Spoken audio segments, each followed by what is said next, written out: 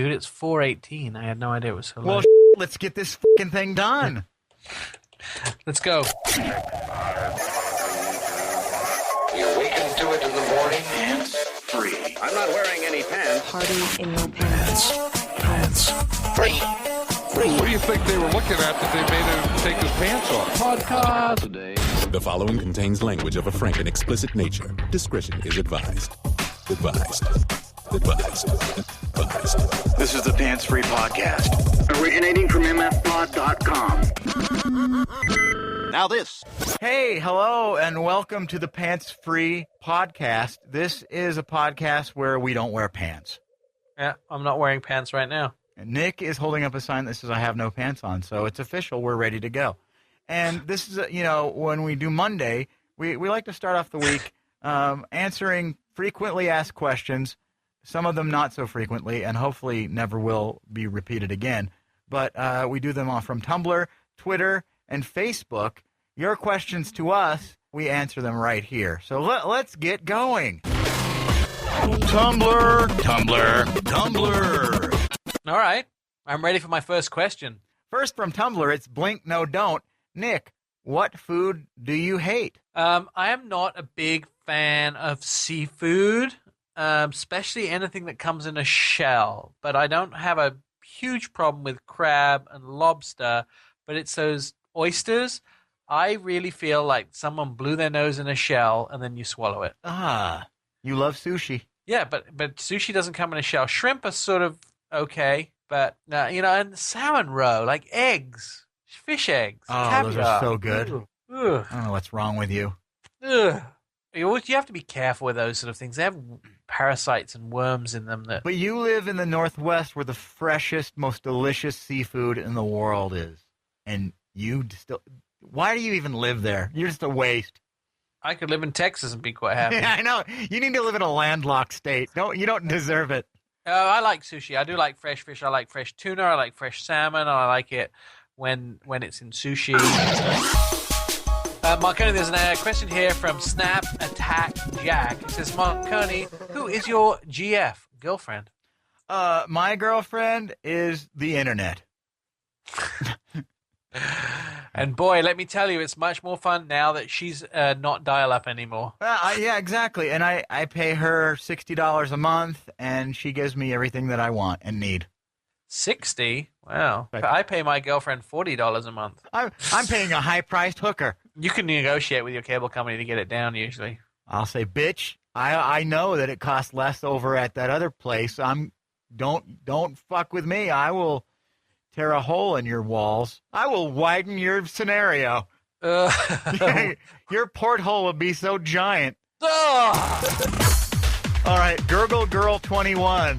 Gurgle. Nick? Girl 21 has a giant porthole. Sorry. Nick, please narrate my pancake breakfast. It started with fresh eggs. They didn't hit the griddle. They hit a bowl of pancake mix, and deliciousness was born. The sizzling, fluffy, filled hotcakes, warmed until brown, were served with sugary syrup and buttery goodness.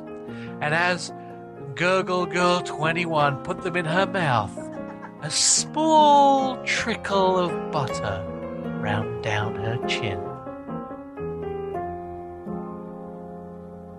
The end. All right. That sounds delicious. Oh, my turn. City Cat Pat says, Marconi, you don't have cable, ? Why? Well, because a long time ago I learned that I don't watch enough TV on cable to justify paying. Because I had 2 DVRs, I had three TVs, and I watched maybe an hour of television a week or something, and I was just like, I don't watch enough TV to justify paying this giant bill. I would order like Showtime when Dexter would come on, and that was about it. And then I realized I can get everything I watch on the internets. So I use a Roku box, Right. and I have a Hulu and a Netflix account. So I stream all my shows. Essentially, it's the same as having your programming on demand. It's just not through your traditional cable. And it's probably the way TV will be going. So Right. I'm just ahead. And I mostly watch, like, instead of reality TV, I watch YouTube vlogs like Daily Grace, Shay Tars, and CTFXC. So, and Drunk Gaming, which are my What more favorite. does a man want? That's what I say. By the way, did you get Black Ops 2 yet, Nick? No. I'm a Battlefield 3 guy. I don't even know what that is. See? Well, don't get into my world and start asking me about things. If it's not on CTFXC Drunk Gaming, I don't know what the fuck. What are you doing? Oh, let's see. Now let's go to Twitter. Twitter. Twitter. Oh, there's twattages too, yeah. Twitter. Drink from Sink asks Nick, what is the coolest car you've driven? I would have to say my favorite car I've driven is the Ferrari FF, which is their four-wheel drive, four-seater car. FF, that stands for Follow Friday, because it's Yes. Twitter, get it? Yeah. It's actually a really nice vehicle, and I'm very happy with it. I would own one if I had a couple of $250,000 to throw around. But I've also driven Lamborghinis and Bentleys and Maseratis. What did you and they're all drive last fabulous. week? What I had last week was a BMW 640i. And the week which is before the that? the week before that, I can't remember. It's all a blur. It's a Porsche. A Porsche Boxster, yes. Yes. Hey, Marconi, bitch, please sent a twattage message asking, you have cats. How do you not have dogs? Yeah, well, I live in an apartment, and I want to have dogs, but I already have 2 cats, and here's the thing. The 2 cats are already driving me crazy, so adding a dog to that, which to me, a dog is a lot more work because you have to take it out at a certain time, and cats you can leave for a length of time, and I would worry that I want to have a yard when I have a dog. That's the thing.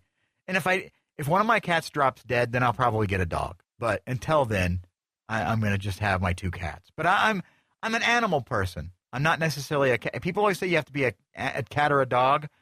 I go both ways. You're a bipedal. That's right.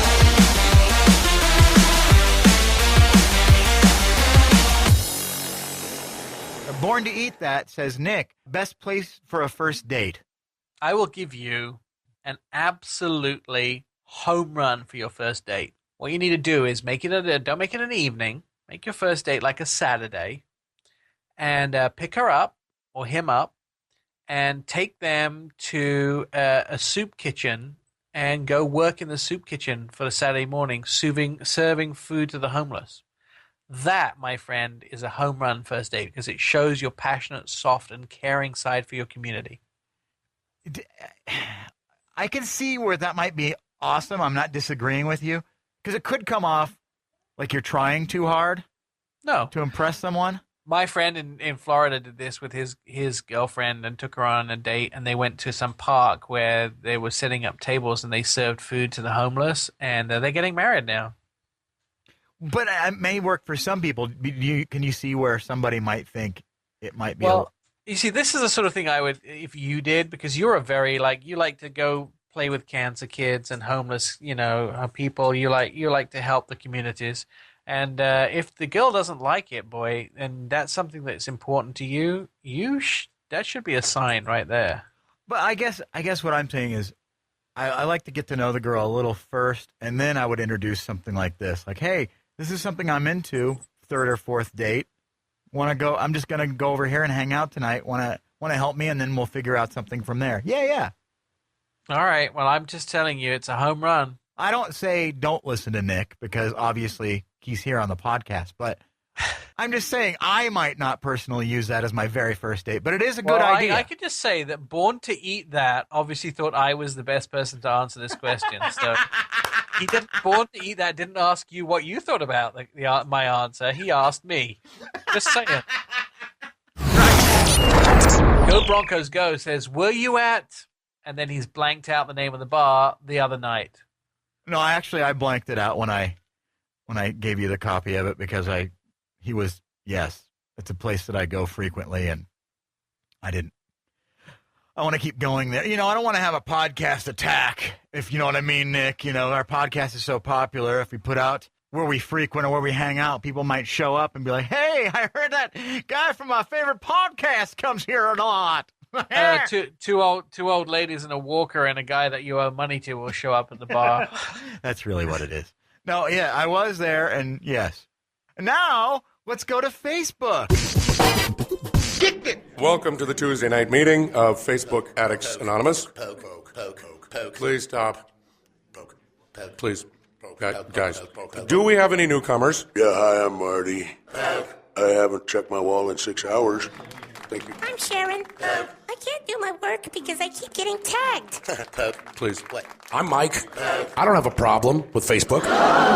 No, I can quit whenever I want. Get real. Kind of like MySpace better. Oh, why don't you start a band? MySpace is a gateway drug. The Facebook questions. Brian Jenkins asks Nick, I'm all nasally. What is the best sinus pain cure? Well, the best way to cure your sinuses, Brian, is actually to get rid of the infection if that's what your problem is. And blow your head off? Yeah, a course of antibiotics will cure that up if again, that you have an infection there. I always find a couple of things. A humidifier. I buy something over the counter of a health food store, which is called Friar's Balsam. And what you do is you put a few drops into boiling water and then breathe the steam from the boiling water, and it tends to flush out your sinuses. But don't cure the pain, cure the sinus problem, because curing the pain doesn't cure the infection.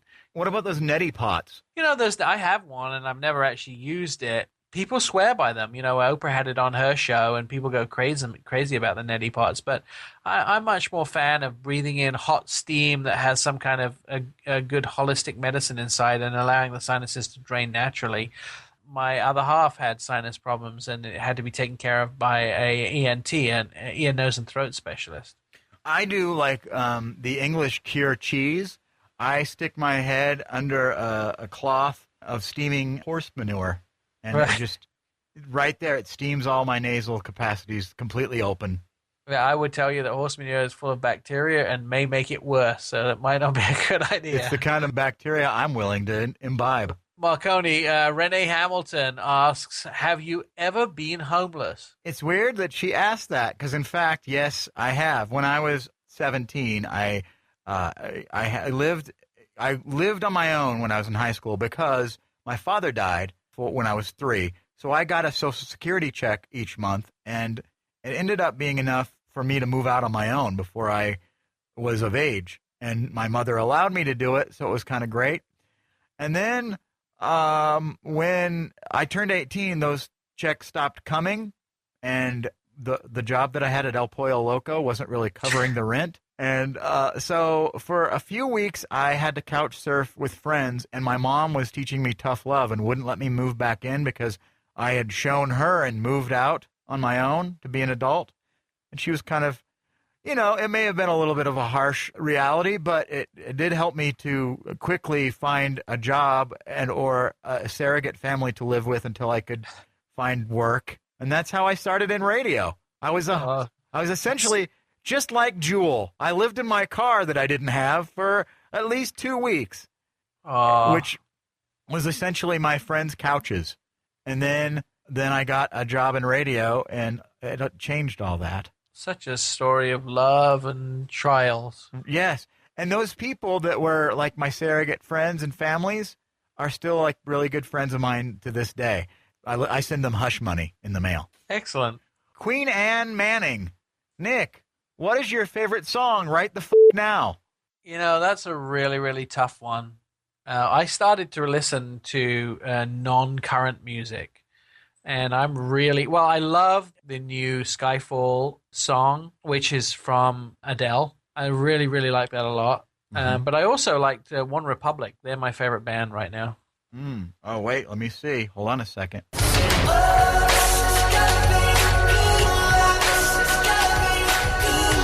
That one, Nick? You like that one? Love that. Oh, what about this one? Till on my sleeves I stained red from all the truth that I've said. Come by it honestly, I swear. Thought you saw me weak, no, I've been on the brink. So tell me what you want to hear. Something that will